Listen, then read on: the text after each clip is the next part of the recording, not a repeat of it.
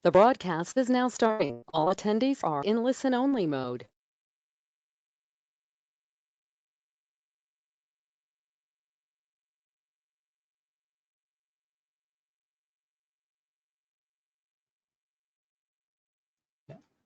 Halo semuanya, selamat datang di webinar Talk Digital yang kedua.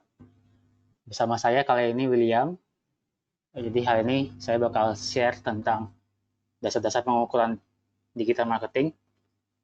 Kali ini saya bakal bawain sebuah slide yang sudah saya siapkan. Jadi berbeda dengan webinar sebelumnya di mana kita bahas tentang digital marketing di masa krisis. Kali ini kita bakal bahas sesuatu yang lebih praktikal. Sesi-sesi webinarnya bakal saya terusin, jadi kamera ini bakal saya matiin, kita fokus ke slide ya. Oke.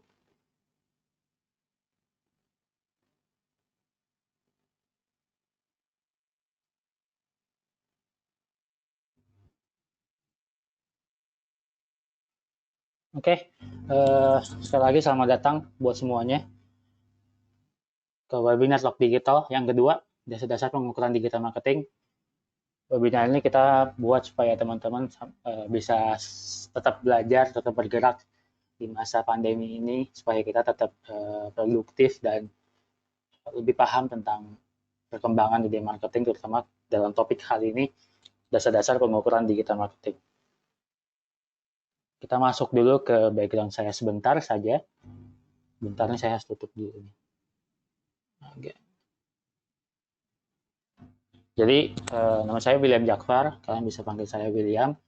Saya fasilitator di Talk Digital, bisa menangani topik analytics dan advertising. Jadi hari ini saya bahas analytics. Dalam saya terlibat di Skytree. Skytree itu agensi yang fokusnya untuk mentransformasi perusahaan untuk menuju digital marketing. Nah, dalam kaitannya dengan topik ini, banyak sekali perusahaan yang mencoba inisiasi digital marketing, tapi bingung apa yang harus diukur, apa yang harus dilakukan pertama kali. Banyak perspektif yang bisa dikasih, cuman perspektif yang mungkin cocok itu adalah perspektif dari cara mengukurnya dulu. Jadi kalau kita udah tahu apa tujuannya, apa yang diukur, mungkin lebih jelas koridor untuk menjalankan digital marketingnya. Jadi kita bakal bahas materi yang sangat dasar atau fundamental di hari ini. Buat teman-teman yang mungkin cukup advance, bisa sambil dengerin aja. Kalau misalnya punya pertanyaan selain analytics yang bisa mungkin saya jawab hari ini, kita bakal jawab. Jadi kalau mau nanya, ini dashboard GoToWebinar platform kita hari ini.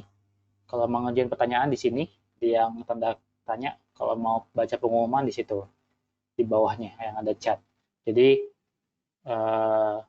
platformnya lebih dua arah lah kita.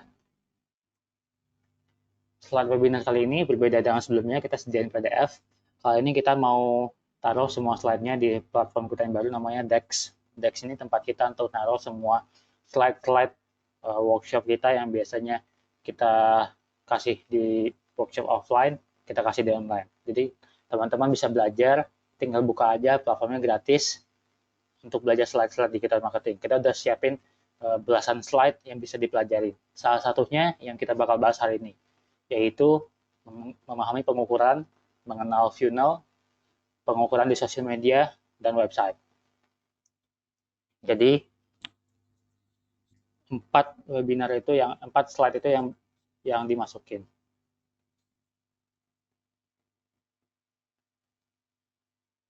Oke, kita langsung masuk aja. Kalau misalnya punya pertanyaan atau punya saran atau masukan, langsung aja chat. Kita bahas pengukuran. Pengukuran itu hal yang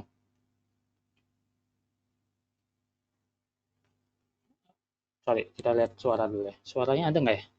Ada ya. Oke, pengukuran itu hal yang tricky karena dalam sebuah kampanye, dalam sebuah aktivitas marketing, kita tuh selalu harus bisa mengukur apa yang terjadi. Nah, pengukuran di media konvensional cenderung sulit dilakukan karena banyak sekali media-media yang offline yang sifatnya tidak bisa diukur secara fundamental, misalnya kayak baliho, poster, atau misalnya zaman dulu bagi-bagi brosur. Nih. Jadi kita tidak bisa mengukur atribusi kampanyenya secara langsung. Berapa sih penjualan tadi yang berkontribusi ke penjualan, kita kadang-kadang nggak tahu. Jadi seringkali yang dilakukan adalah eh, kita cuma tembak ke semua arah, terus berharap ada sesuatu yang terjadi. Kalau nggak ada yang terjadi, kita tembak lagi. Gitu. Nah, bedanya di digital, atribusi justru dilakukan dengan cukup gampang, karena basisnya digital, kita bisa ngelakuin banyak tracking, misalnya dari sosial media, iklan, website, email, yang berhubungan langsung dengan penjualan. Penjualan di sini nggak harus dalam bentuk pembelian, e-commerce dan sebagainya, tapi bisa digabung dengan goal bisnis. Misalnya goal bisnisnya adalah download brosur, atau untuk B2B butuhnya lead. Analoginya bakal selalu sama. Kita bisa mengukur berapa presentasi email yang ngebuka, berapa yang baca emailnya, berapa yang klik emailnya, berapa yang ngeklik iklan kita, berapa yang ngelihat sosmed kita, berapa yang ngeklik link di sosmed kita. Semua komponen ini diputar dan disusun datanya supaya kita bisa tahu atribusi kampanyenya. Tuh. Nah, memahami tahap pengukuran itu ada banyak approach, tapi approach yang paling umum dilakukan dan bakal kita bahas hari ini adalah ada 4, yaitu pertama kita harus paham dulu tujuan pengukuran kita apa.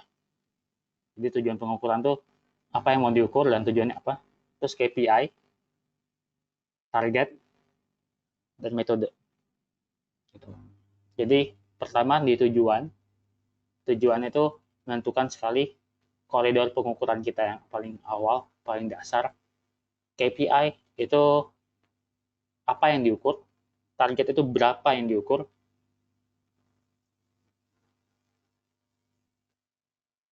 dan metode itu metode pengukurannya.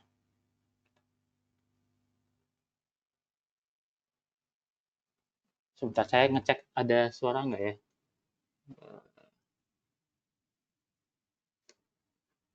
Suaranya ada? Halo, tes tes. Kalau yang bisa dengar suaranya mungkin boleh chat.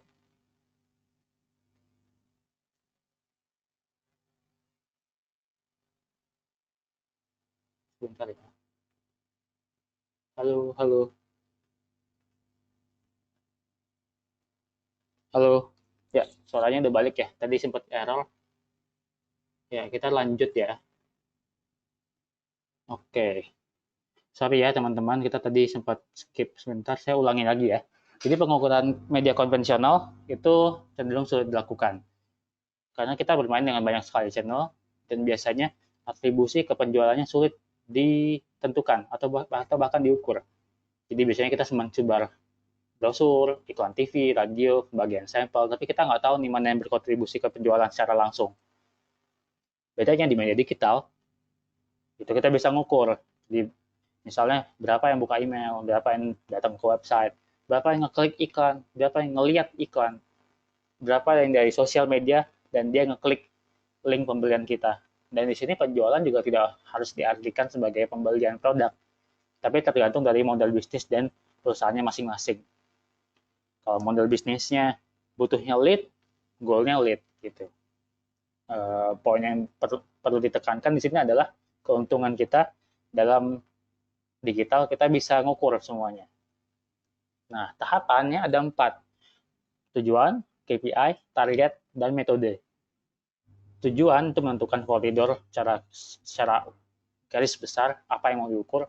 Tujuan bisnisnya apa nih? KPI itu apa yang bisa diukur di digital. Target itu berapa yang diukur. Metode baru cara pengukurannya. Jadi biasanya perusahaan-perusahaan tuh fokus langsung ke pengukurannya. Oke, kita mau pakai Google Analytics. Oke, kita mau coba trace semua yang terjadi di website. Tapi kadang-kadang nomor 1, nomor 2-nya itu bingung apa yang mau diukur. Kalau misalnya di sosial media, kita mau mengukur apa sih nih? Mau mengukur follower, mau mengukur impression. Teman-teman kemarin sempat share sedikit survei tentang KPI apa yang diukur. Macam-macam tuh yang ngisi. Ada yang ngisi impression, ada yang ngisi penjualan, ada yang ngisi follower. bagusnya itu dihubungkan dengan tujuan utamanya apa. Tuh. Kita akan bahas 4 komponen utama ini dalam webinar kali ini. Pertama, tujuan. Sebelum orang memutuskan untuk membeli sebuah produk, siapapun konsumennya, mereka pasti ngelewatin sebuah rangkaian proses tertentu. Atau istilahnya final. Istilahnya kita mikir dulu nih, kita mau beli produk tuh riset dulu, nanya dulu, gitu dan sebagainya.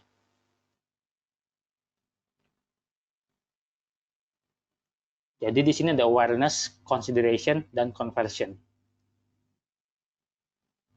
Tahapan ini bisa dipakai untuk memetakan perjalanan konsumen secara sederhana. Awareness, tahapan di mana calon konsumen atau audiens yang umum banget pertama kali mengetahui atau sadar dengan produk kita. Jadi tahapan ini biasanya kita baru pertama kali kenal brand, atau mungkin ngeliat iklannya, atau mungkin ngeliat sosmednya, atau mungkin mendengar orang lain ngobrolin brand tersebut. Tapi kita belum tahu brandnya tentang apa, baru pertama kali dengar. 2. Tahapan consideration, di mana konsumen mulai tertarik dengan produk kita. Tahapan ini kita perlu memasukkan pesan-pesan yang sifatnya fitur-fitur produk. Jadi di awareness kita fokus sekali awareness itu ke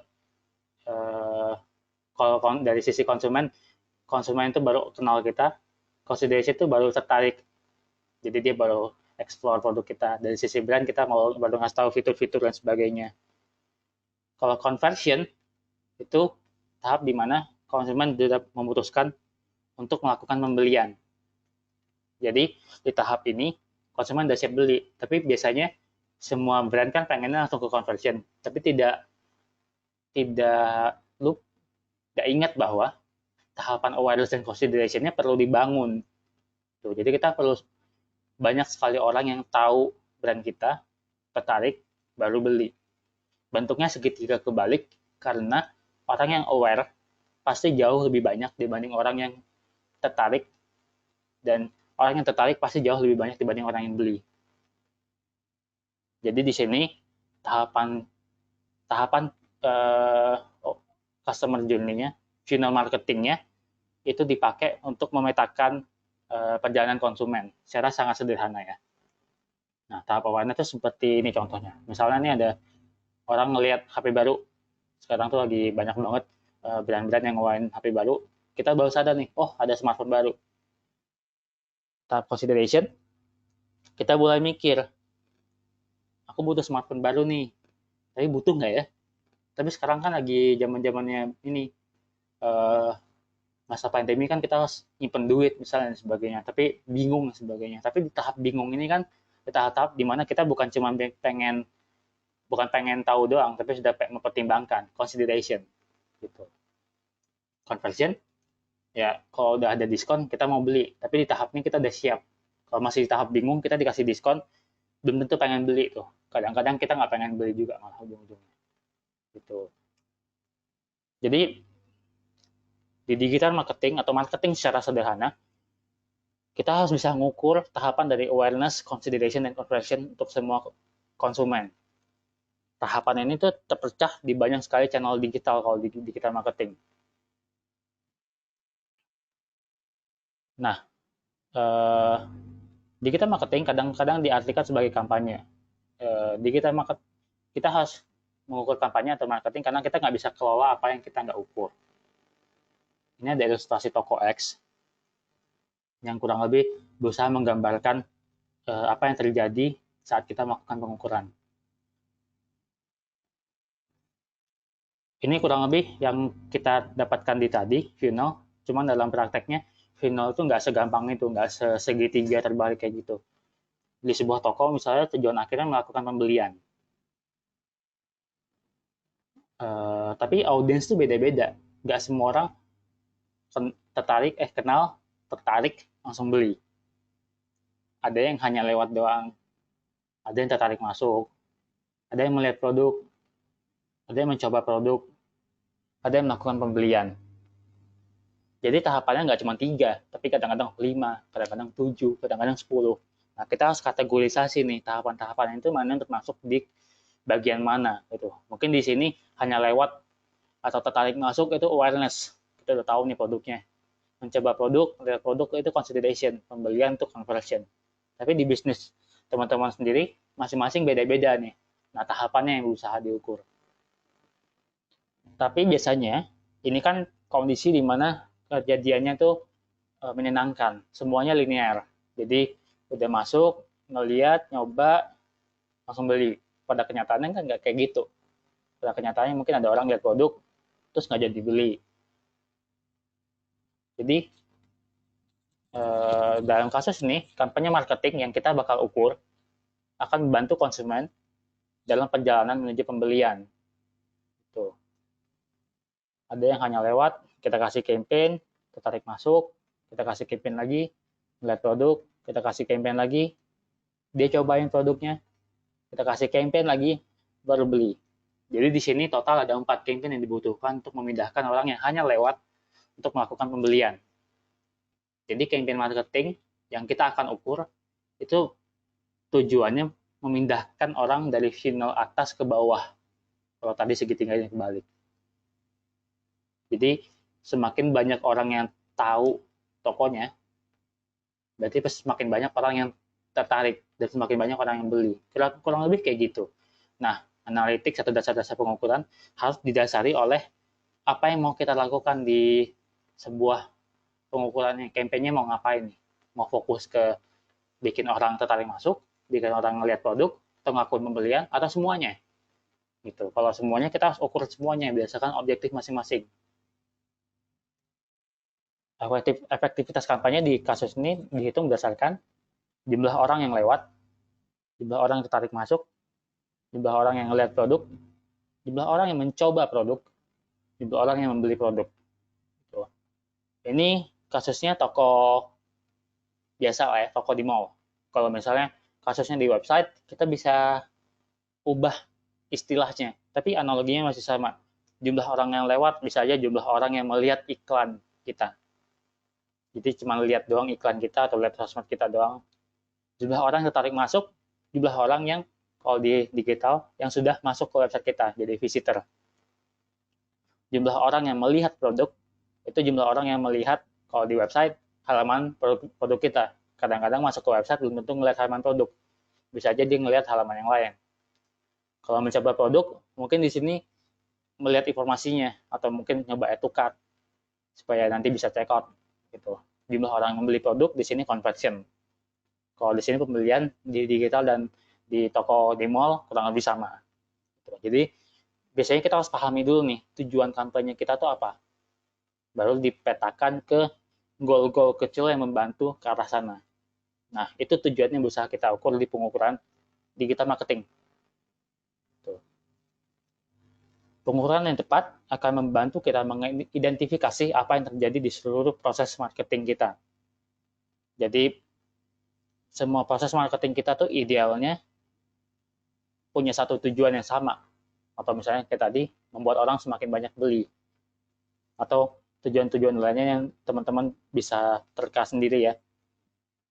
Pengukuran itu berusaha mengetahui kalau kita tuh di posisi sekarang tuh punya gambaran yang sangat jelas kita tuh udah sampai mana nih? Apakah misalnya presentasi jumlah orang yang masuk ke toko berbanding dengan orang yang beli itu bagus nggak sih? Kita bisa bandingin final segitiganya itu seperti apa sebagainya. Apa yang ingin kita capai dengan kampanye itu tergantung. Kalau di digital, ini saya ambil kasus ilustrasinya Facebook. Facebook itu punya berbagai macam objektif dalam iklannya yang saya coba analogikan di sini. Itu mereka punya banyak sekali marketing objektif yang bisa dipakai. Jadi kalau misalnya teman-teman nggak kebayang nih objektifnya harus apa, kita pecah nih. Ada awareness, consideration, conversion. Facebook nih platformnya cukup advance, jadi kita tuh harus tahu sebelum kita bikin iklan tujuan marketing kita apa. Gitu. Jadi nanti tujuan marketing inilah yang menentukan matriks yang diukur di iklan, yang kurang lebih menggambarkan digital marketing juga. Sorry. Di awareness itu ada brand awareness, ada reach. Jadi ada brand awareness, berapa banyak orang ngelihat brand kita, mereka punya matrix namanya brand lift. Ada reach, reach itu berapa orang yang ngelihat konten kita. Fokusnya jelas, sama kayak penjelasan sebelumnya. Gimana caranya orang semakin banyak tahu dengan brand kita. Di consideration, ini di tahap pertimbangan. Di pertimbangan, di dalam platform Facebook, kita bisa ngarahin audiens ke website. Kita bisa ngarahin audiens untuk engage ke konten. Atau nginstall app-app. Atau ngelihat video. Atau ngasih lead. Atau kontak pesan kita. Semua ini ditujukan untuk membuat audiens lebih tertarik dengan kita. Atau kita bisa menyampaikan pesan-pesan yang membuat mereka tertarik. Gitu. Di conversion, udah clear gimana caranya mereka bisa convert jadi customer, bukan audience lagi. Jadi buat recap, untuk tujuan yang lebih luas, kita punya awareness. Di sini ada brand awareness, ada market education, ada brand trust, ada reach, ada social presence, ada social media presence. Ini bisa diukur semuanya. Di consideration ada traffic, returning traffic, berapa yang kembali dari trafficnya, ada bounce rate, orang yang udah masuk, keluar lagi nggak nih? Mereka engage nggak di sosial media? Mereka install app nggak? Sebagainya. Dan conversion, ada sales nggak? Orang yang udah beli lagi nggak sih? Yang udah register, ini gimana nih patternnya? Terus misalnya kalau kita keluarin kupon, kuponnya dipakai nggak? Gitu. Jadi setelah tahu objektifnya, pengukuran kita bakal lebih clear karena kita tahu nih kita berada di tahapan mana dan kita berusaha ngapain. Yang selalu ditekankan di sini adalah kita harus tahu dulu nih customer kita tuh siapa. Jadi kita melakukan pengukuran juga lebih clear. Gitu. Oke. Itu dari tujuan. Jadi kita udah bahas nih tujuannya apa. Dari sisi tujuan bakal masuk ke apa yang bakal diukur, matriksnya, KPI-nya di sini. KPI di sini kita bakal masuk ke pengukuran efektivitas kampanye harus menggunakan tolak ukur yang relevan. Relevan tuh maksudnya gimana sih? Website itu nggak bisa diukur dari jumlah video views. Ya jelas, website ya website. Nggak ada video views di dalam website. Kalau misalnya punya video, baru mengukur pakai video views. Tapi performa sebuah video YouTube, kalau misalnya kita bikin kampanye YouTube, nggak bisa diukur dari jumlah traffic. Karena video YouTube kan berusaha mengumpulkan video. Dalam konteks sebelumnya, ini sering terjadi. Misalnya, sosial media, kontennya nggak pernah promosi. Tapi fokusnya untuk mendapatkan sales. Jadi, kalau dalam funnel tadi, mungkin sosial media digunakan untuk funnel awareness atau interest. Tapi KPI-nya conversion, nggak match. Kecuali sosial medianya juga ada konten promosi, yang ada linknya. Kita bisa ukur tuh, berapa yang klik linknya, terus habis klik linknya ngapain, dan sebagainya. Nah, semua ini tuh berarah ke kita harus memilih tolak ukur yang pas, atau KPI. KPI ini sangat penting karena di digital, tadi kita sempat bahas sekilas di depan, kelebihan digital adalah kita punya banyak sekali data yang bisa diukur. Tapi itu jadi kelemahan, karena kebanyakan data bikin kita pusing. Kita kadang-kadang bingung nih mau ukur apa. Kadang-kadang ngelihat traffic bagus-bagus saja, tapi nggak ada sales misalnya. Atau kadang-kadang ngelihat awareness gede banget, tapi kok nggak ada yang ngunjungin website kita ya? Nah, kita harus memilih KPI yang tepat. KPI sangat ditentukan oleh channel yang kita pakai. Channel digital ini maksudnya kita pakai sosmed apa nih? Kita pakai website nggak? Pakai email nggak? Karena masing-masing platform punya cara pengukuran yang beda-beda. Email, iklan, sosmed itu punya cara pengukuran beda-beda. Misalnya di sini ada search engine, ada app, macam-macam. Channel digital yang kita pakai itu kita harus tahu apa yang bisa diukur di sana. Yang kita bakal bahas di bagian KPI ini. Misalnya di website kan cukup umum ya, jadi rasanya udah pada familiar website adalah tempat mungkin kayak rumah untuk banyak sekali brand yang konsumen tuh konversi akhirnya berada di sana. Website ini nih paling mature dari sisi digital karena biasanya website itu harus dimanage sendiri. Beda sama sosmed di mana kita harus post konten doang, website ini biasanya cukup dedicated nih orangnya. Nah, KPI yang diukur karena kita punya platformnya sendiri, mau itu bikin coding sendiri atau pakai CMS, yang kita bisa ukur lebih banyak karena kita bisa ngatur banyak hal. Biasanya website itu kalau dalam pengalaman saya dan teman-teman di kantor juga jadi saluran digital utama di mana konsumen bisa ngelakuin konversi akhir di sana. Apakah itu pembelian, apakah itu ngasih lead, hampir semuanya itu pakai website. Karena itu website itu cukup penting untuk sebagian besar bisnis. KPI-nya udah jelas jumlah pengunjung. Jadi berapa yang berkunjung ke toko kita. Toko itu di dalam sini analoginya website. Variasi pengunjungnya. Jadi kita harus tahu nih siap dari mana mereka datang, trafficnya nih kualitasnya seperti apa sih, asal pengunjungnya dari mana, jumlah bounce-nya. Jadi dari misalnya kalau analogi yang toko dari 100 orang yang masuk, berapa sih yang bertahan atau langsung keluar. Kalau misalnya 20% bounce, berarti banyak tuh yang keluar tuh. Kalau 20% bounce, berarti hanya 20% yang pergi, sisanya masih bertahan. Tapi kalau 90% bounce, 90%-nya 90% orang yang datang ke website kita langsung pergi lagi karena mungkin website kita nggak relevan dan sebagainya. Itu rata-rata halaman perkunjungan. Jadi udah datang, itu mereka baca halamannya berapa banyak nih. Mereka buka halaman apa aja sih, gitu. Terus perbandingan pengunjung baru dan pengunjung yang berulang. Di website itu kita bisa bedain pengunjung baru sama pengunjung yang sudah pernah berkunjung berkali-kali. Biasanya terlihat sekali pattern yang sangat jelas. Ini kasarnya perbedaan konsumen baru dan konsumen loyal.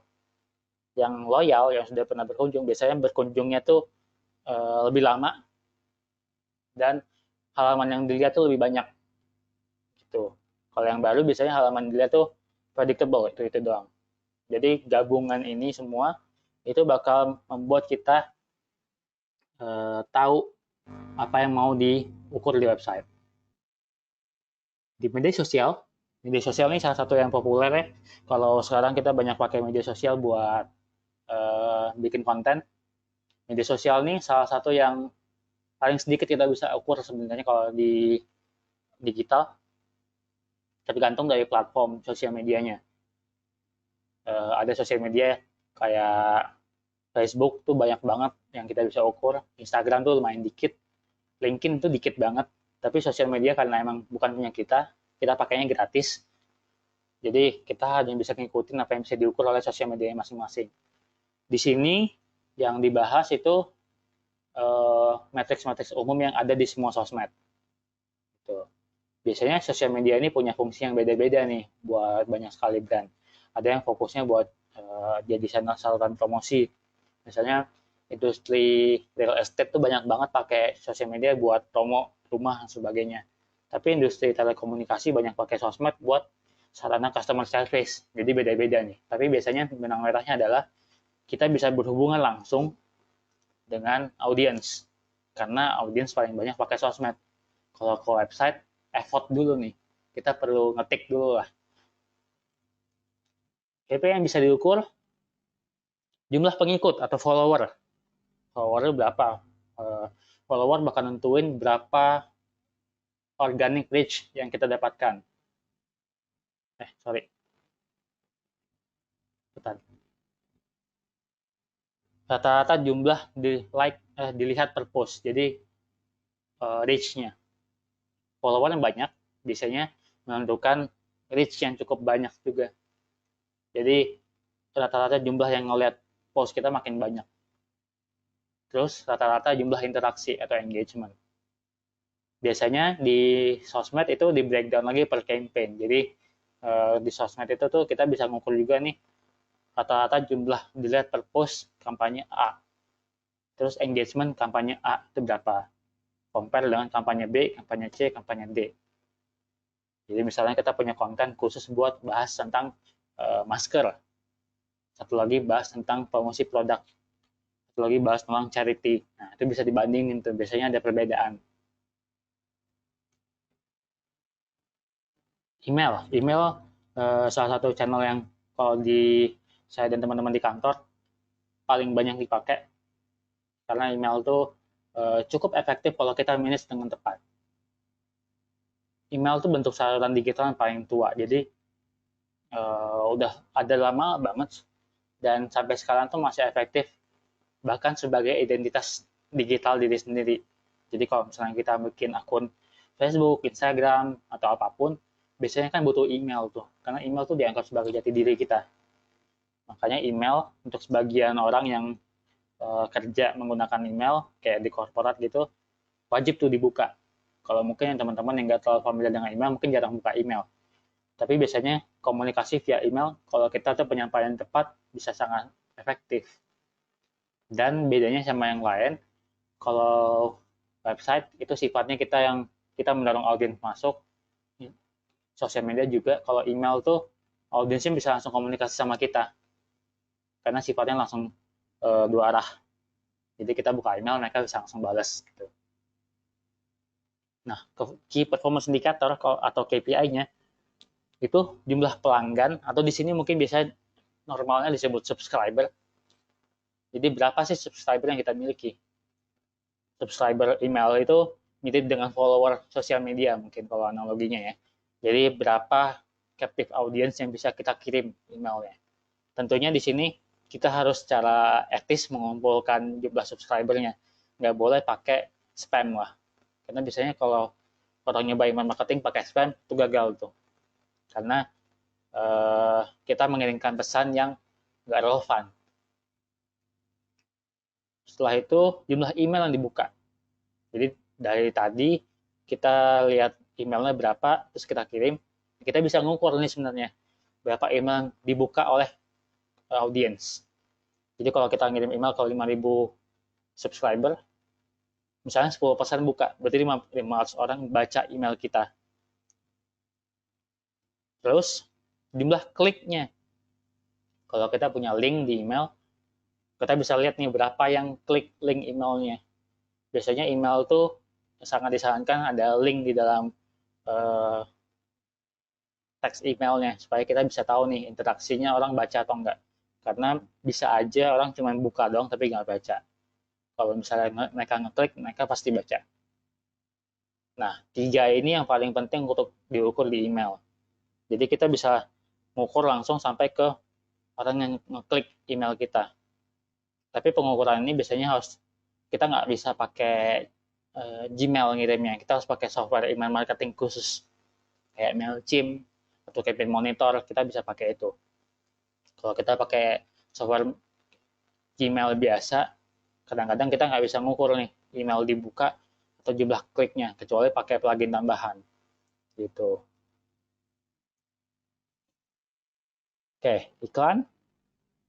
Iklan merupakan sarana digital paling populer kayaknya sekarang ya. Jadi mungkin teman-teman di sini pernah familiar pakai iklan atau minimal pernah ngeliat iklan, mau itu di Instagram, mau itu di display, mau itu di Google Search. Rata-rata pasti pernah lihat. Iklan itu tuh memungkinkan kita untuk menanyakan konten kita ke media yang dipunya oleh si yang punya iklannya untuk mencapai audiens baru. Jadi misalnya kita punya promo nih, kita mau ngiklan di Kompas, di Detik, itu in teori bisa. Iklannya mau di mana, rata-rata pengukurannya caranya sama. Jadi mau dimanapun iklannya tuh kurang lebih sama, mau di Facebook, mau di Google, sebagainya. Biasanya yang kita ukur itu adalah berapa yang ngelihat iklan kita, impression. Jadi impresi ini berapa sih yang ngelihat iklan kita, berapa kali ya, bukan berapa orang. Dan jumlah iklan diklik. Jadi setelah iklan diklik, ini typo dikit ya, iklan diklik itu kita bisa ukur juga di CTA IG kan suka ada tuh see now atau learn more dan sebagainya. Kita dapat datanya, berapa orang yang klik. Di Google pun sama, di platform lain pun sama, karena kita bisa ngukur sampai orang ngeklik. Sorry.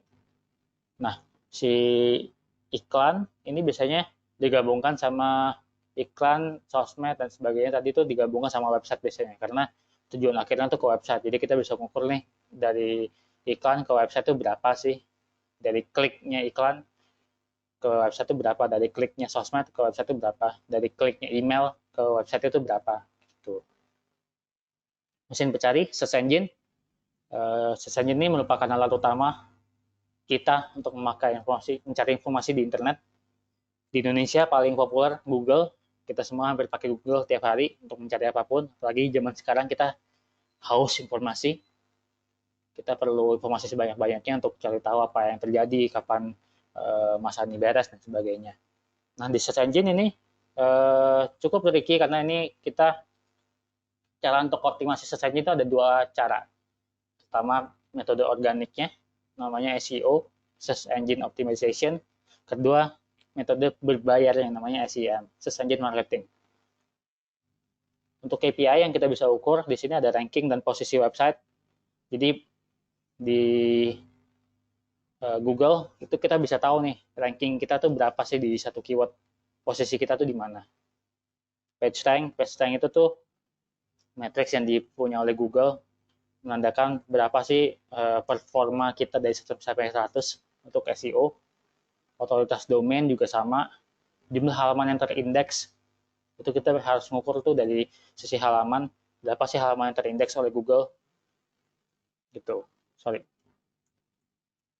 Jadi untuk search engine ini biasanya perlakuannya khusus nih, karena sifatnya kalau kita udah dapat posisi bagus di keyword yang volumenya banyak, itu biasanya bertahannya cukup lama. Jadi cara mencapai ke sana itu perlu monitor terus-menerus. Jadi kita bisa aja nih monitor page rank, otoritas domain, halaman terindeks itu dalam waktu yang sangat singkat-singkat untuk melihat hasilnya.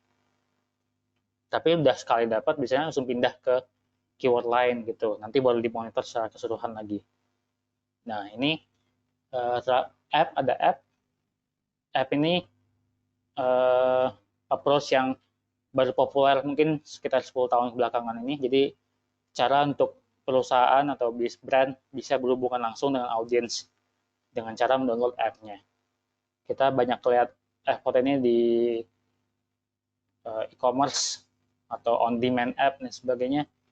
App ini kurang lebih ekuivalen dengan website kalau dari perspektif digital marketing sebagai hub utama untuk semua konsumen melakukan semua aktivitas, mungkin konversinya yang kita ukur, jumlah download, berapa sih yang udah download, pengguna aktif harian, ada app yang mungkin diukur pengguna aktif mingguan dan sebagainya.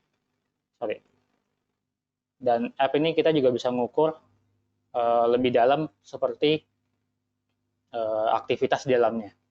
Tapi secara kasar biasanya yang diukur adalah berapa yang download, berapa yang aktif. Jadi dalam aktif itu nanti kita lihat nih fitur apa sih yang dipakai dan sebagainya. Nah, semua ini itu digabungin dengan konteks awareness, interest, consideration, conversion tadi. Jadi misalnya di kasus ini app itu fungsinya mana sih? Awareness kah, interest kah? Consideration kah, conversion kah? Gitu. Nanti kita harus lihat nih channel mana yang kita pakai dan kita mau pakai KPI yang mana nih sesuai. Gitu. Di sini KPI-nya tentu nggak baku, teman-teman bisa explore lagi lebih dalam. Cuma secara sangat umum, ini KPI yang paling sering dilihat. Gitu. Tentu bakal ada turunan KPI yang lebih dalam. Misalnya kayak di website itu kita perlu lihat segmen per segmennya gimana, mungkin kita perlu lihat pembelian di dalam website gimana kalau kita pakai e-commerce. Itu perlu lihat kalau misalnya ada channel-channel tertentu yang lebih diprioritaskan dibanding yang lain gitu. Tapi secara sederhana si KPI ini sangat tergantung dari channel apa yang kita pakai. Jadi dari goalnya apa, kita tentuin channel kita mau pakai apa, atau emang sudah pakai yang mana. Baru dari sana kita lihat nih KPI yang bisa diukur apa sih. Gitu. Oke, sekarang kita masuk ke target. Jadi udah tahu tujuan, udah tahu KPI yang mau diukur, biasanya pertanyaannya lanjut nih, berapa yang mau kita capai? Gitu. Targetnya nih mau berapa sih? Misalnya tadi di website, trafficnya mau berapa nih? Mau 5.000, mau 10.000? Gimana sih cara nentuin targetnya? Atau misalnya kita punya app, kita mau berapa download nih? Mau 1 juta download? Mau 2 juta download? Gimana sih cara nentuin angkanya? Bentar ya. Oke, jadi di target tuh pertanyaannya selalu berapa? Dan itu pertanyaan yang saya sendiri kadang-kadang punya masalah untuk nentuin. Karena nih sangat tergantung situasi, tergantung data yang kita miliki, tergantung asumsi yang mau kita susun, tergantung tujuan yang mau kita capai. Biasanya ini pertanyaan-pertanyaan yang sering kita hadapi sehari-hari kalau misalnya kita sering berkutat dengan target lah ya. Kalau misalnya teman-teman bisa relevan dengan hal ini. Jadi follower misalnya butuh berapa follower sih di IG? Butuh 1 juta kah? Butuh 50.000 kah? Butuh 10.000 kah? Itu kayak butuh beda-beda target tuh beda strategi juga. Berapa traffic, berapa views YouTube, berapa jumlah open email. Tapi kita kadang-kadang nih sulit menentukan. Nah, gimana caranya menentukan? Ada beberapa cara untuk menentukan target di digital. Uh, yang pertama, berdasarkan jumlah yang menurut kita paling ideal. Jadi, ini biasanya dipakai oleh perusahaan yang uh, belum terlalu tahu kira-kira mereka bisanya berapa. Atau mungkin menurut mereka idealnya segitu. Jadi ini dipakai biasanya angkanya itu tidak mempertimbangkan data historis, tapi berdasarkan yang mungkin menurut asumsi pemilik pengambil keputusannya cocok. Yang kedua, berdasarkan performa rata-rata kompetitor atau industri. Nanti kita bakal bahas di belakang kita cara melihat traffic website di industri lain. Cuman kalau di kasus ini kita bisa lihat nih misalnya, oh si website A, B, C itu rata-rata per bulan trafficnya 10.000 ke atas. Berarti kalau kita bisa dapat 10.000, kita udah sama nih level yang sama mereka. Gitu. Jadi kita bisa tentuin kompetitor, terus lihat kira-kira traffic website-nya berapa dan sebagainya, atau follower-nya berapa gitu. Atau berdasarkan performa kita saat ini. Jadi misalnya sekarang trafficnya 5.000, kita pengen bulan depan 8.000, naik 60%. Nah, itu gimana caranya? Boleh dipikirin. Jadi ini sangat situasional ya, tergantung dari perusahaannya itu mau mengambil approach yang mana. Nggak ada yang benar, nggak ada yang salah, karena ini tergantung dari yang ngerjainnya, kita paling cocok yang mana. Ada perusahaan yang cocok menggunakan target ideal. Kadang-kadang kalau di saya dan teman-teman di kantor, kita pakai hampir kombinasi dari tiga-tiganya. Kadang-kadang kalau kita nggak punya asumsi, kita pakai target ideal menurut kita coba ballpark dulu. Kalau kita punya asumsi salah kompetitor, kita pakai itu. Kalau misalnya proyeknya kita udah tahu nih cara naikinnya, kita pakai berdasarkan performance history. Tapi itu tergantung banget. Nih. Jadi teman-teman tentuin nih, kira-kira mana yang masuk akal sekarang. Misalnya kasus kita balik lagi ke toko X, berapa sih harusnya pengunjung yang datang? Idealnya kalau pakai cara pertama, idealnya ada 25.000 orang yang datang ke toko setiap bulannya. Tokonya mau toko A, B, C, D, E, misalnya ini tokonya di mall. Nah, ini biasanya menggunakan target ideal. Jadi idealnya segini nih. Nah, nomor 2, pakai yang kompetitor, itu toko fashion ini kompetitornya rata-rata 5.000 orang per bulan. Target kita pokoknya 100 lebih tinggi aja lebih dibanding mereka. Target kita 5.100. Berarti artinya kita udah lebih bagus dari kompetitor sekian persen lah. Nah, ini juga bisa dipakai. Tapi syaratnya kita perlu tahu nih, berapa yang dicapai oleh kompetitor kita. Atau pakai yang data historis kalau kita punya dan kita sudah mengukur cukup lama. Jadi misalnya di sini bulan lalu kedatangan pelanggan 4.000 orang nih ke toko. Target bulan ini kita harus naik 10%.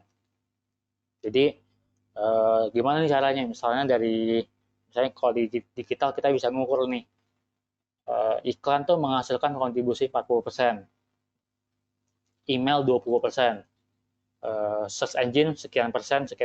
Ini mana yang mau dinaikin nih supaya angkanya nyampe? Jadi dari sana kita bisa ngukur, oh berarti kampanye kita fokus ke sini, gitu. Jadi nanti dari pengukuran juga clear.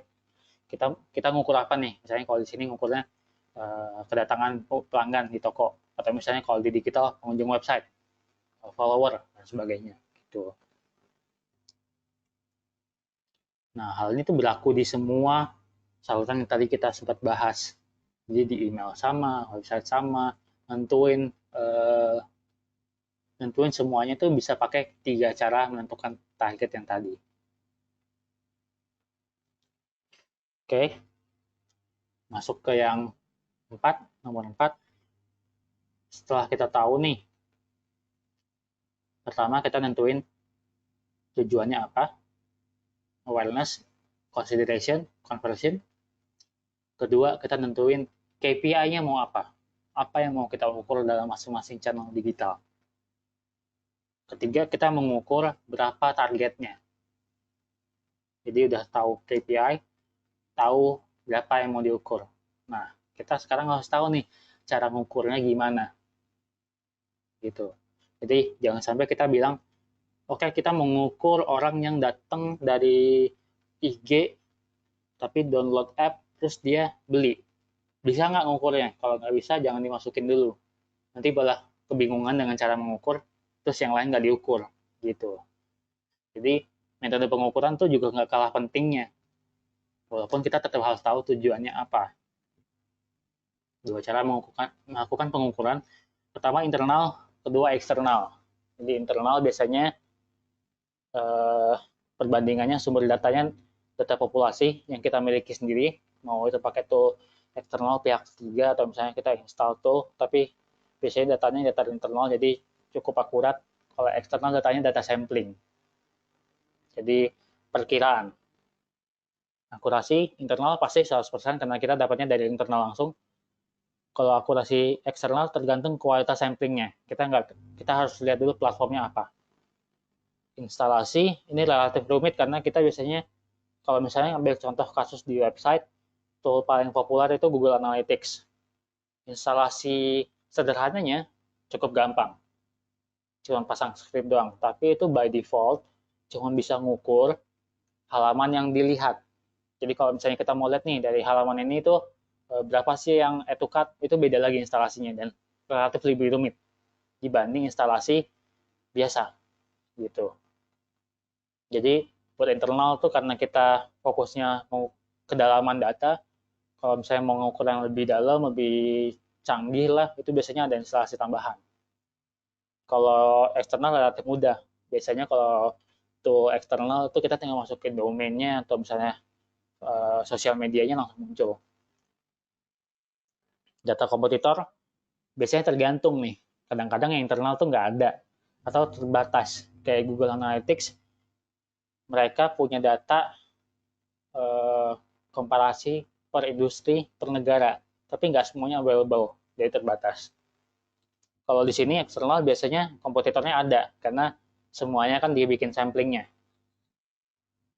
Data historis tersedia selama sudah diukur. Jadi kalau misalnya kita udah install nih, historisnya udah ada, dia bakal selalu tersedia. Jadi misalnya kita install Google Analytics bulan Januari tahun 2018, 2 tahun yang lalu. Data 2 tahun yang lalu kita tetap bisa akses sampai sekarang. Tapi data Desember 2017 kita nggak bisa akses karena kita belum install. Jadi tersedia selama sudah diukur. Kalau di eksternal biasanya hanya di periode ketika pengukuran dilakukan. Jadi misalnya kita ngelihat data sampling sekarang ya posisinya sekarang doang. Kecuali biasanya untuk service-service kayak gini ada pilihan akun berbayarnya. Nah, di situ biasanya ada opsi buat ngeliat data historisnya gitu. Jadi ini kurang lebih kelebihan dan kekurangan internal eksternal. Pengukuran internal itu cukup banyak. Ada Google Analytics, Facebook Advertising, Google AdWords, Mailchimp. Di sini kita bakal lihat Facebook Insights, jadi pakai sosial media. Facebook Insights itu tool yang kita pakai untuk ngelihat analytics dari Facebook. Jadi toolnya fungsinya sebenarnya dua. Pertama untuk melihat performa dari Facebook kita sendiri. Jadi berapa yang like, berapa yang follow, dan sebagainya. Kedua, membandingkan performa kita dengan kompetitor fanpage Facebook lainnya. Ini toolnya gratis, teman-teman bisa pakai langsung. Kalau misalnya mau coba sekarang juga boleh. Ini misalnya nih ada satu fanpage. Ini kalau misalnya teman-teman jadi akun adminnya, bakal ada bagian insights. Kalau misalnya bahasa Indonesia mungkin translate-nya agak beda, tapi posisinya nomor 3 dari kiri. Biasanya sama.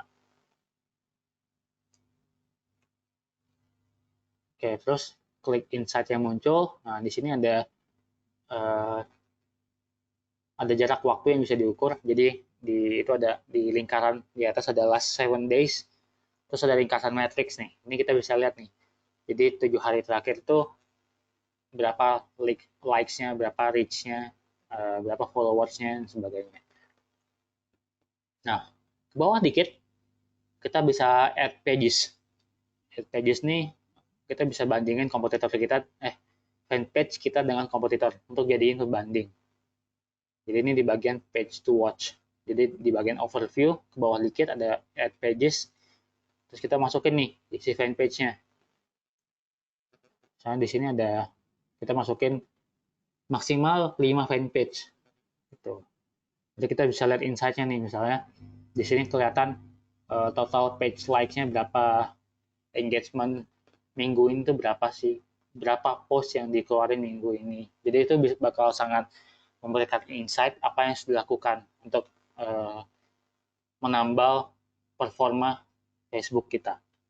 Jadi kalau misalnya kita bolongnya banyak, kita bisa tahu nih berapa yang harus ditambal gitu. Kayak di sini misalnya Good News from Indonesia itu post seminggunya aja ada 200. Jadi kalau kita mau nambal mungkin kita harus 200-an juga tuh biar engagementnya bisa sebanyak dia. Page slice dia juga udah banyak. Kita baru dapat 1.900, dia udah punya hampir 100.000 lebih. Nah, kalau misalnya mau ngejar, mungkin kita harus naikin post this week sama page light. Tapi kita udah tahu nih pengukurannya apa. Gitu. Nah, teman-teman yang mau nanya bisa langsung klik tombol question mark di sebelah kanan. Terus nanti kita bakal masuk ke sesi Q&A, bisa nanya-nanya di sana ya. Jadi masukin aja langsung di sana. Nah, kita masuk ke pengukuran eksternal. Di pengukuran eksternal itu toolnya ada banyak, ada SimilarWeb, ada Keyhole, ada TweetReach. Kurang lebih fungsinya sama nih. Kalau SimilarWeb itu khusus untuk web, Keyhole sama TweetReach itu untuk hashtag. Jadi mau sosial media, Twitter, Instagram itu bisa. Cuman kelemahannya seperti yang tadi kita sebutin, kalau kita pakai akun yang gratis, biasanya historisnya nggak ada, cuma ada historis yang sangat terbatas. Nah, kita bakal bahas mengukur popularitas website dengan menggunakan SimilarWeb. SimilarWeb ini tool yang paling populer, salah satu tool yang paling populer untuk benchmark website kita dengan kompetitor. Jadi kita bisa tahu nih data traffic dan sebagainya oleh yang dipakai oleh orang lain. Ada satu tool lagi yang kita bisa pakai namanya alexa.com, cuman kurang lebih fungsinya sama. Ini websitenya, buka di silverweb.com, masukin aja langsung di linknya, ini bisa langsung muncul. Terus kita ketik website yang ingin dievaluasi. Misalnya di sini saya masukinnya detik.com. Ini lihat insight yang muncul. Di sini kita bisa ngelihat nih. Tentu ini datanya beda kalau teman-teman nyari sekarang, karena dia datanya selalu diupdate. Di sini kelihatannya country rank-nya itu nomor 7. Jadi Detik itu website paling populer nomor 7 se-Indonesia saat saya mencari ini. Di seluruh dunia, global, detikit.com itu website terpopuler nomor 283. Itu bagus banget lah untuk ukuran website seluruh dunia. Itu kita uh, rankingnya tuh 283. Di sini ranking ya, jadi bukan paling gede paling bagus, tapi paling kecil paling bagus. Jadi ranking 1 itu lebih bagus dibanding ranking 50 gitu. Kayak di kelas sekolah. Nah, ke bawah dikit kita bisa lihat sumber trafficnya. Jadi dari referrals, referring site-nya ke detik.com dari mana aja. Ada Yahoo, ada How123, Kaskus, dan sebagainya. Jadi kita bisa lihat juga nih kompetitor kita. Kalau misalnya kasus ini kita pengen bikin situs media, kita harus bikin, kasarnya, bikin post di mana aja. Audience interest ini kategori audiens kita tuh termasuk suka kategori apa menurut Similarweb. Jadi ada news media, shopping, sport, soccer. Ini semuanya nyambung sama Detik ya. Nah, fungsi yang bagus di Similarweb adalah add competitors-nya. Jadi kita bisa nambahin kompetitor untuk melakukan perbandingan performa. Ini tuh kalau di Alexa tuh kalau nggak salah nggak ada. Makanya kita lebih prefer banyak pakai Similarweb. Kita bisa bandingin side by side. Misalnya sini saya masukin Tribun News, terus kita bisa lihat nih insight yang muncul. Di sini kelihatan nih ranking Detik tuh nomor 7, ranking Tribun tuh nomor 18. Di seluruh dunia Tribun tuh nomor 514. Detik tuh 283. Jadi Detik tuh lebih bagus dibanding Tribun kalau dari ranking Similarweb. Traffic overview juga ada nih. Di sini kelihatan nih per bulan total visitnya detik.com itu bisa sampai hampir 200 juta orang yang mengunjungi dengan average duration 6 menit. Halaman yang dibaca minimal 4 per orang. Itu bagus banget tuh. Jadi udah sebulan banyak banget yang datang. Bacanya juga lama. Berbanding dengan Tribun, mereka per bulan dapat 131 juta dengan visit duration 4 menit, hampir 5 menit. Halaman per visitnya 2-3. Again, ini datanya data yang mungkin pasti bakal berbeda dengan sekarang, karena datanya selalu diupdate. Jadi, teman-teman kalau ngecek sekarang bandingin Detik sama Tribun, mungkin angkanya berbeda dikit. Tapi di sini kita berusaha ngelihat apa yang bisa kita ukur menggunakan metode pengukuran eksternal. Sumber traffic kita juga bisa lihat, jadi berapa sih yang datang dari direct, berapa yang datang dari referral, berapa yang datang dari search, berapa yang datang dari sosial media. Di sini kelihatan kalau detik.com itu banyak datang dari direct sama search. Mungkin karena kita sudah sangat familiar dengan nama detik.com, jadi kalau misalnya nyari berita langsung ke detik.com. Kalau untuk Tribun paling banyak justru di search. Mungkin karena berita mereka banyak dimasukin ke highlight Google kalau kita ngelihat news. Jadi kalau Google kan mereka punya feed khusus untuk news. Mungkin Tribun News itu paling sering muncul di sana. Itu makanya trafficnya banyak. Ini bisa berubah-ubah biasanya tiap tergantung strategi si kompetitor juga. Jadi salah satu kelebihan kalau kita bisa ngeliat traffic source, apalagi perubahannya bulan ke bulan, kita bisa lihat inisiatif yang dilakukan oleh kompetitor. Misalnya nih, Tribun lagi banyak kampanye sosmed. Kelihatan tuh biasanya. Di sini kan lebih tinggi tuh sosmednya, kontribusi traffic sosmed dibanding Detik. Mungkin lagi banyak berita yang, I don't know, clickbait, atau misalnya bombastis, itu kan Tribun dulu banyak tuh kayak gitu. Jadi kita bisa tahu nih kira-kira apa yang dilakukan.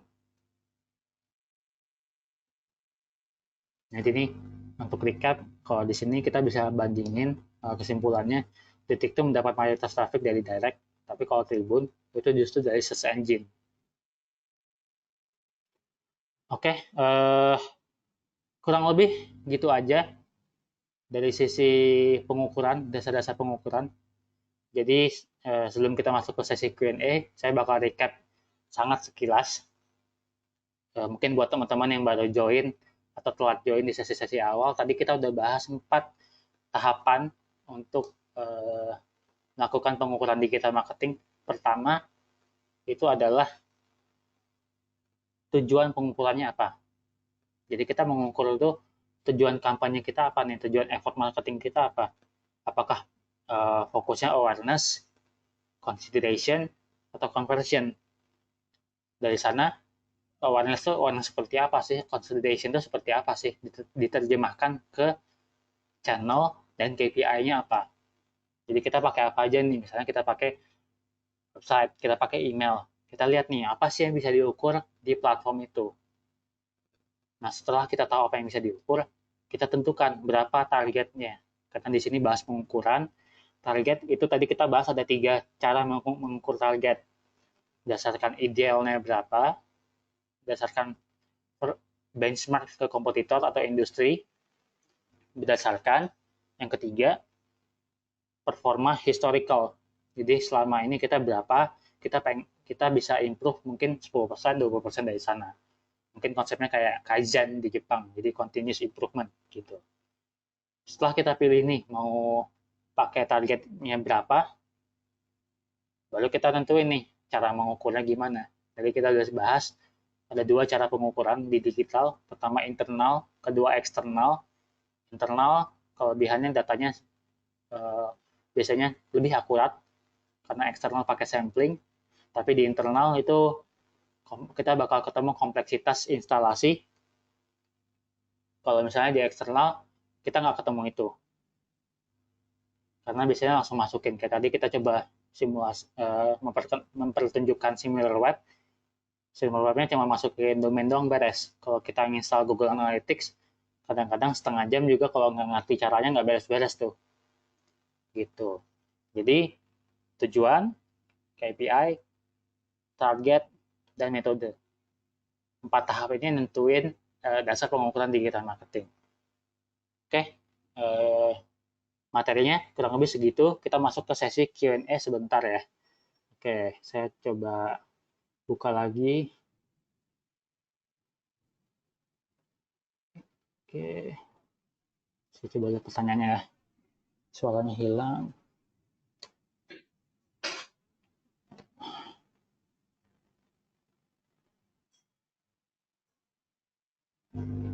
Oke, ada pertanyaan dari salah satu peserta.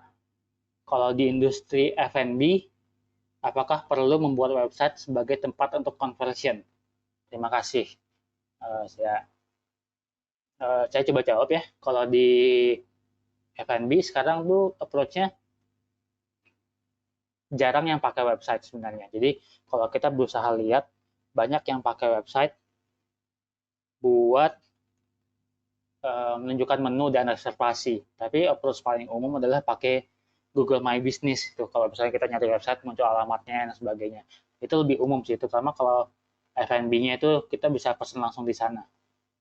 Tapi kalau misalnya memang produk kita bisa atau cukup kompleks belinya dan bisa online, bisa dikonsider banget untuk bikin website. Karena website itu bakal sangat membantu di pengukuran. Kita sengaja bisa tahu nih orang tuh berapa lama sih ada di websitenya dan sebagainya. Buat yang mau nanya, langsung masukin aja langsung ya di pertanyaan di bawah, di samping kanan. Kita bakal mungkin terima sekitar 5-7 pertanyaan. Oke. Apa nama software yang dimaksud pada email marketing? Oke, email marketing itu softwarenya banyak sebenarnya. Kita bisa milih yang sesuai dan cocok sama kita. Kalau yang saya dan teman-teman di kantor sering pakai, itu ada 2. Pertama MailChimp, MailChimp, MailChimp. Yang kedua Campaign Monitor, CAMPAIGN, Campaign Monitor, monitor.com. 2 software itu paling sering dipakai. Yang lebih populer MailChimp karena mereka punya paket free dengan maksimal subscriber 2000. Jadi kalau misalnya kita masih mau nyoba-nyoba doang, biasanya kalau saya sendiri pribadi nyaranin pakai MailChimp karena mereka punya paket gratisnya. Gitu. Bedanya tadi saya mungkin jelasin dikit buat teman-teman yang tadi ketinggalan. Kalau kita pakai software email marketing khusus, kita bisa melihat orang yang open email kita dan klik email kita. Kalau ngirim pakai Gmail, satu-satu dikirim, kita nggak bisa lihat tuh. Jadi sangat disarankan pakai software itu. Software lain ada nggak? Banyak, bisa dicari aja. Ada yang buatan Indonesia, ada yang buatan luar. Cuman saya sendiri pernah pakai dan teman-teman di kantor saya yang pakai itu dua, MailChimp sama Campaign Monitor. Oke, lanjut. Bagaimana menentukan target performa dari kompetitor? Karena data tersebut kan data internal perusahaan. Ya, betul nih.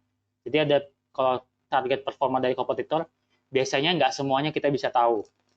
Yang paling obvious yang kita bisa tahu biasanya traffic,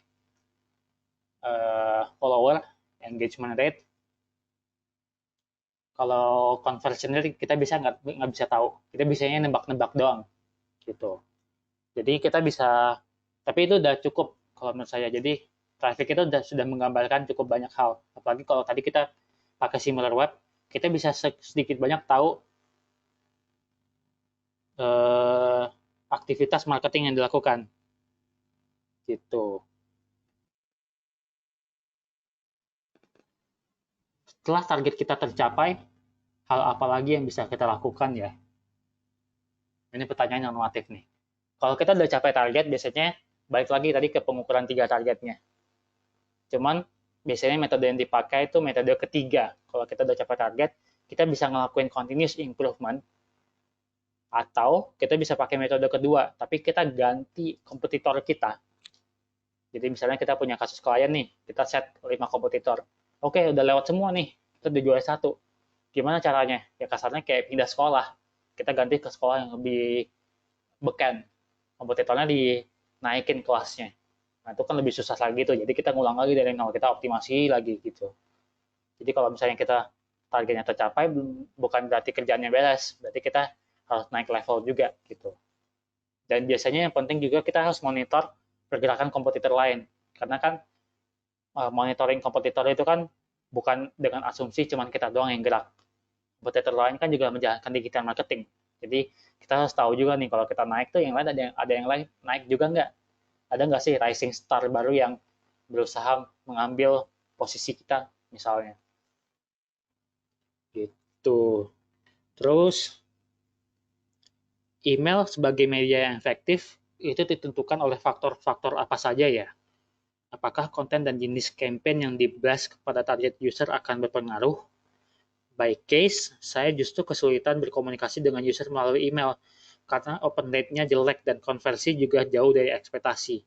Oke, ini pertanyaannya menarik karena cukup detail. Kita bakal bahas email lebih dalam mungkin di sesi-sesi selanjutnya ya, kalau misalnya ada waktu di webinar-webinar lain mungkin. Tapi di email tuh, ini asumsinya udah benar. Jadi email tuh sangat tergantung dari konten dan jenis campaign yang di-blast dan target usernya siapa. Jadi kalau di sini case-nya kan open rate-nya jelek, konversinya juga jauh dari ekspektasi. Nah, kita harus lihat nih dalam platform email apa yang nentuin open rate dan apa yang nentuin click rate. Di open rate, ini teman-teman kalau yang penasaran dengan email bisa lihat Talk Digital Dex, kita punya slide khusus email juga, jadi bisa sekalian cari tahu. Cuma untuk open rate itu yang nentuin bukan isi email, tapi siapa pengirim email dan judul emailnya. Karena audiens belum melihat isi emailnya sebelum dia ngebuka emailnya. Jadi open yang kecil itu bisa aja dites dengan gonta-ganti judul, eksperimen siapa yang ngirim, atau mungkin nyoba ngirim ke diri sendiri, jangan masuk ke spam sebagainya gitu. Kalau click rate baru berhubungan dengan konten dan jenis campaign yang dikasih. Berapa yang klik, apakah mereka ngeklik nggak sih, atau misalnya kita coba memposisikan diri sebagai konsumen. Teksnya kepanjangan nggak nih? Jangan-jangan button kita nggak kelihatan. Atau jangan-jangan kita berasumsi gambar kita bisa diklik, tapi ternyata pas dilihat, oh ini tuh kayak nggak bisa diklik gitu. Kita sering nemu kayak gitu. Jadi kalau misalnya ada email, terus ada image-nya ternyata bisa diklik, tapi kita nggak tahu kalau itu bisa diklik karena nggak ada tombolnya. Sesimpel tombol bisa ngubah CTR-nya email cukup tinggi. Kurang lebih gitu untuk email. Saya lanjut.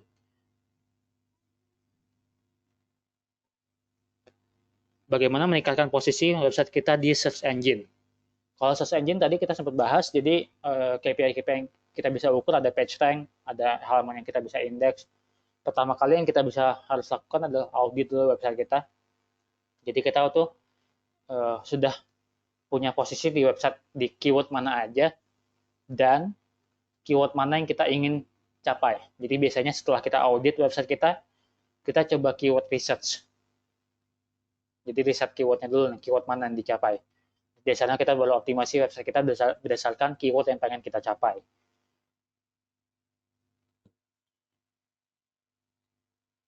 Izin bertanya, hal apa yang harus dikuasai jika ingin menjadi digital marketer?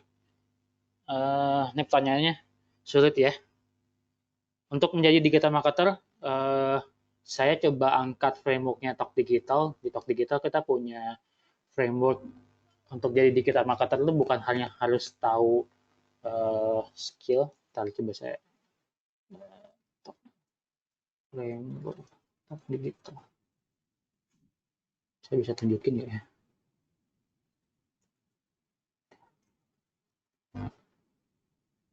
Jadi kurang lebih secara sederhana sih untuk digital marketing tuh berubah terus dari tahun ke tahun. Jadi sempat dulu digital marketing diartikan sebagai sosial media, di mana sosial media kalau orang udah bisa sosial media, dia berarti bisa digital marketing. Tapi sekarang jadinya agak sedikit beda nih. Orang udah bisa sosial media, belum tentu bisa digital marketing, karena digital marketing dipersepsikan jadi banyak. Nah, jadi pertama kita harus tahu dulu nih, industrinya bakal selalu update tiap tahun. Dan dalam pengalaman saya sendiri, dari tahun ke tahun, karena saya tuh banyaknya berkutat di platform iklan beberapa tahun belakangan ini, platform iklan yang paling efektif untuk tiap industri itu beda-beda tiap tahun. Dan jadinya kita harus belajar terus nih, kalau misalnya kita cuma tahu satu platform doang, pas tiba-tiba platformnya update, atau misalnya dapat penurunan performa, kita nggak bisa ngapa-ngapain. Gitu. Jadi buat jadi digital marketer itu kita harus sigap untuk melihat trennya seperti apa. Terus kita juga harus punya kemampuan analitik dan analisis. Kita harus juga ngerti konten itu seperti apa sih. Dan yang paling penting kita harus ngerti kemampuan marketing. Karena digital marketer atau digital marketing kan komponen gedenya adanya di marketing. Jadi kita berusaha menjalankan marketing dengan memanfaatkan teknologi yang ada. Gitu. Oke, lanjut.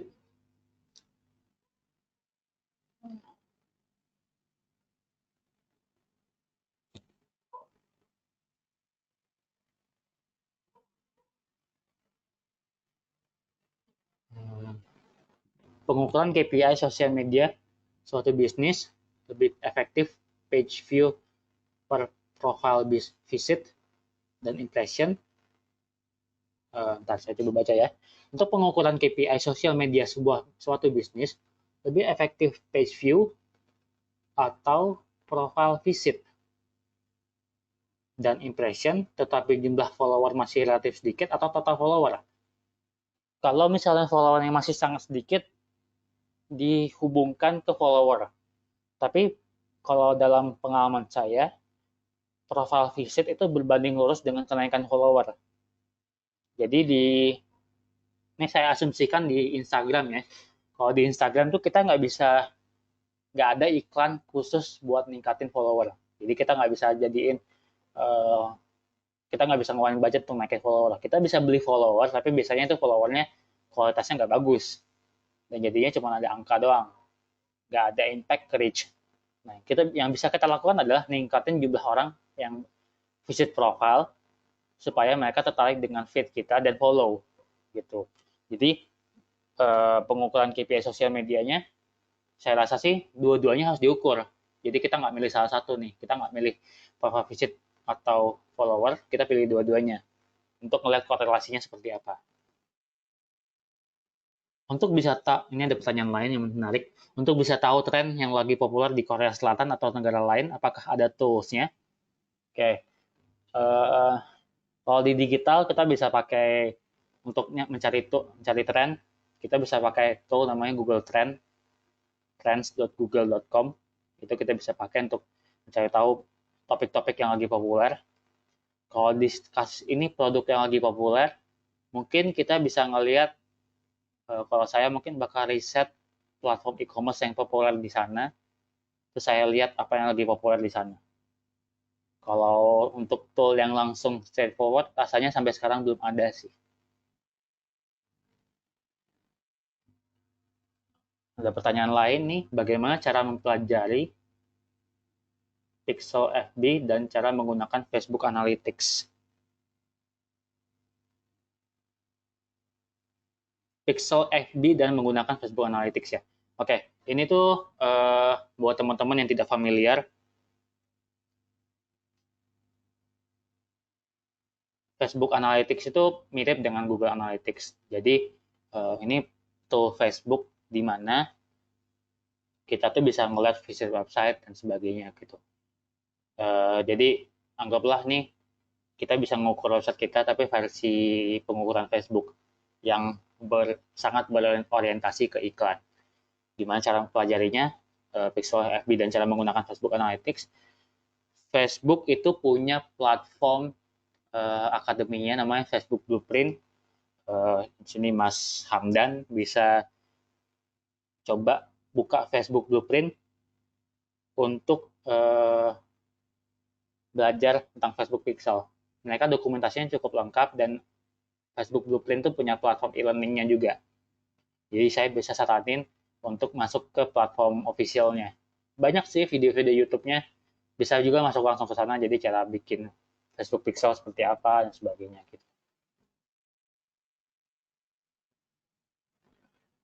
Oke, ada pertanyaan lagi, saya sambil lihat ya. Kalau ada yang mau nanya, kita buka sampai mungkin sekitar 5 lagi, mungkin ini cukup ramai, jadi kita buka agak panjang aja sampai jam 5. Untuk website dari Poppy Handi ini, untuk website profil apakah bisa diukur karena sulit menentukan konversi ke sales jika websitenya hanya web profil. Saya kurang paham website profil itu apa ya. Cuman kalau misalnya websitenya kita punya sendiri dan misalnya basisnya HTML atau WordPress, kita bisa pasang tombol WhatsApp. Biasanya paling sederhana yang saya sarankan ke bisnis kecil dan menengah itu pasang tombol WhatsApp, terus itu yang diukur, berapa yang WhatsApp di webnya, gitu. Mungkin bisa diperjelas nih website profil maksudnya apa ya?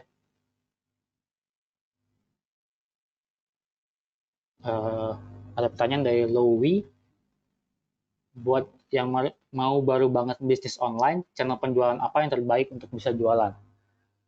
Oke. Kalau ini saya nggak bisa jawab secara spesifik, karena kalau saya tahu, artinya saya uh, cheating lah.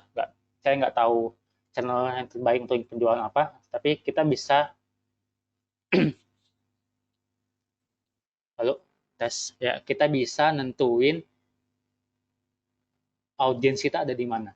Jadi pertama kali untuk bisnis, jangan tentuin dulu channel apa yang kita mau pakai, tapi audiens kita ada di mana. Kalau fokus ke channel apa yang mau kita pakai, biasanya kita nanti bias. Jadi misalnya ini sering terjadi banyak ke teman-teman yang baru masuk ke digital, jadi taunya cuma Instagram doang, jadi bikin bisnis di Instagram. Biasanya saya bakal coba riset nih, jangan-jangan misalnya untuk produk-produk tertentu lebih rame itu di marketplace. Kalau kayak gitu, bisnis-bisnis marketplace biasanya nggak perlu ada Instagram juga bisa jalan. Jadi biasanya saya balik lagi nih ke benchmark, ke orang lain ngapain, kompetitor ngapain, sama audiensnya ada di mana. Jadi saya nggak mulai dari channel. Oke, ada lanjutan nih dari Poppy Handi ini. Maksudnya website company profile. Ini rasanya balik lagi ke, jadi tadi pertanyaannya, untuk website company profile apakah bisa diukur karena sulit membedakan konversi ke sales jika websitenya hanya web profile. Oh, oke, oke. Kalau gitu berarti nggak bisa. Jadi ditentuin. Kalau misalnya udah nentuin nih, ini analoginya sama dengan pas kita nentuin KPI. Apakah website bisa ditentukan KPI-nya berdasarkan penjualan? Bisa. Kalau misalnya websitenya memfasilitasi penjualan. Kalau websitenya tidak memfasilitasi penjualan, sulit untuk kita bisa nentuin konversinya.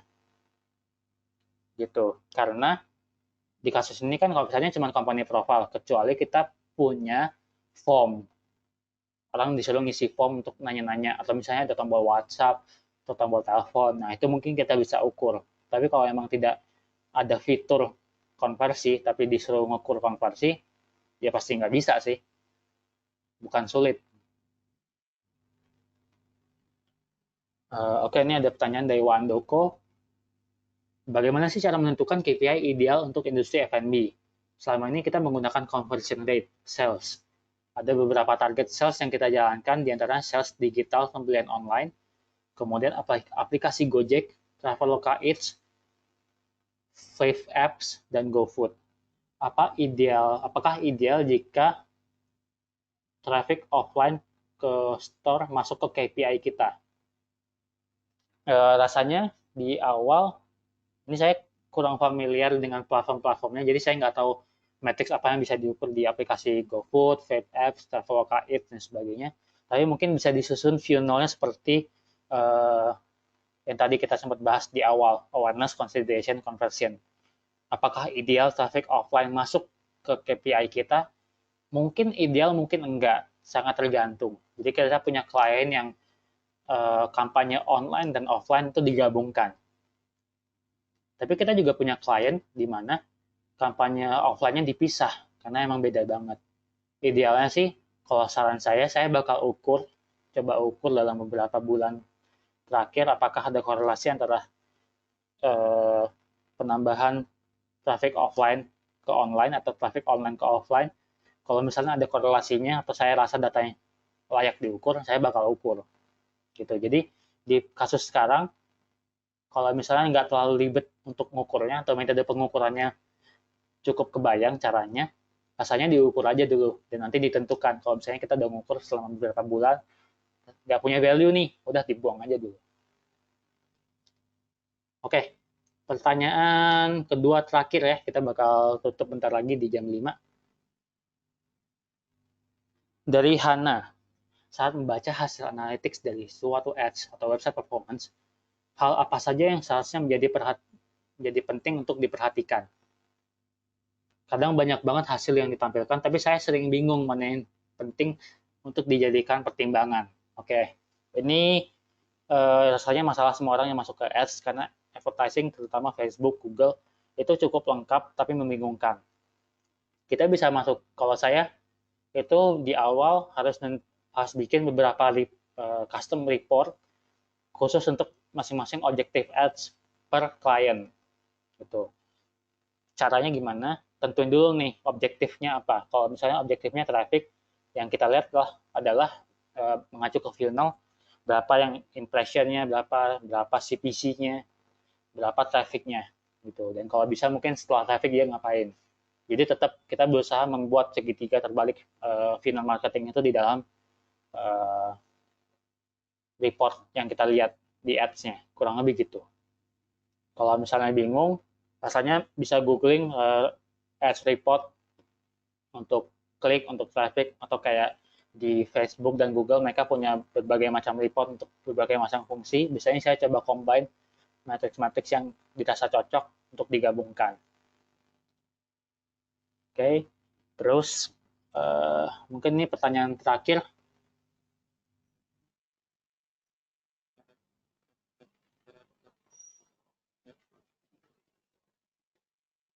Dari Mas Boas, saya mencoba website saya lewat similarweb.com, tapi website saya tidak ditemukan.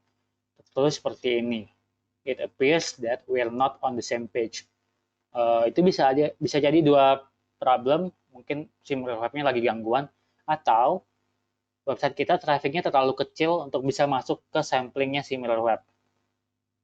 Jadi tadi kan kita sempat bahas sekilas, SimilarWeb bakal metode pengumpulan datanya menggunakan sampling. Jadi kalau misalnya nggak ada, biasanya traffic website kita terlalu kecil sambil nggak muncul. Itu sering terjadi. Biasanya yang muncul itu tuh yang trafficnya udah ribuan.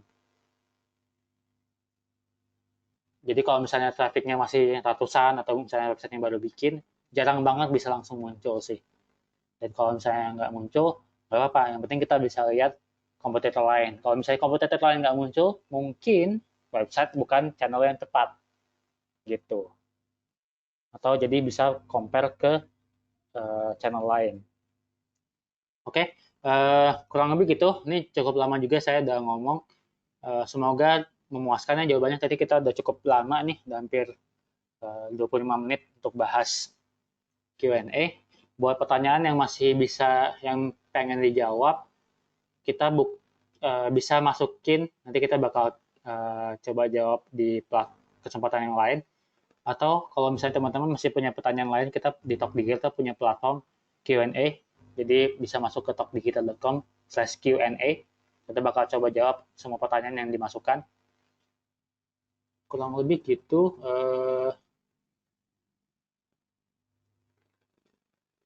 Kalau ada, sekarang kita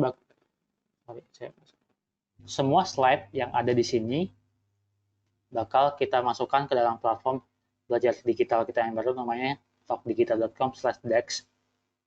Deck ini isinya semua slide kita, jadi semua slide yang saya tadi masukin itu kita udah susun per modul dan teman-teman bisa pelajari di talkdigital.com/dex. Ini platformnya free dan teman-teman bisa baca langsung gitu. Sekian dari saya. Thank you semuanya. Sampai ketemu di kesempatan berikutnya. Kita bakal umumin lagi kalau misalnya kita punya webinar. Kalau misalnya punya pertanyaan lebih lanjut, bisa langsung tadi masuk ke platform Q&A kita, talkdigital.com/Q&A, atau misalnya DM kita di Instagram juga bisa. Oke, thank you semuanya. Bye-bye.